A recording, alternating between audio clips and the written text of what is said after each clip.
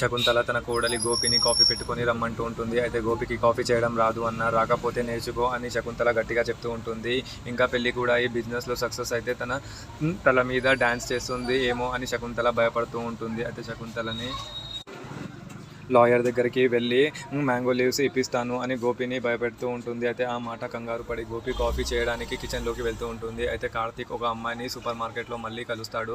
నన్ను ఫాలో చేస్తున్నారా అని ఆమె అడిగితే కార్తీక్ తప్పుగా మాట్లాడి ఆమెని హర్ట్ చేస్తూ ఉంటాడు. అయితే తర్వాత ఆ అమ్మాయి ఎవరో కాదు ఆ సూపర్ మార్కెట్ ఓనర్ అని తెలిసిన కార్తీక్ షాక్ అవుతూ ఉంటాడు. అయితే విజేంద్ర మరియు శకుంతల మధ్య గొడవ మొదలవుతూ ఉంటుంది. అయితే శకుంతల ఇంట్లో జరిగే కొత్త బాధలన్నీ యాక్సెప్ట్ చేయలేకపోతుంది. రుద్ర వచ్చి ప్రమీలని సూపర్ మార్కెట్ పంపించి రాఘవ అండ్ సూర్యని కాఫీకి ఆఫీస్కి పంపించావు, నెక్స్ట్ అమ్మాయిని బాక్సింగ్కి పంపిస్తావా అని శకుంతల అడుగుతూ ఉంటుంది. అయితే రుద్ర తన పెద్దనాన్నని వీరు గురించి అడుగుతాడు. అయితే వీరు ఎలా జాయిన్ అయ్యాడు, అతని వెనుక ఉన్న కథ ఏంటి అని రుద్ర తెలుసుకోవాలి అని ప్రయత్నిస్తూ ఉంటుంది. మరి నెక్స్ట్ ఏం జరుగుతుందో చూసి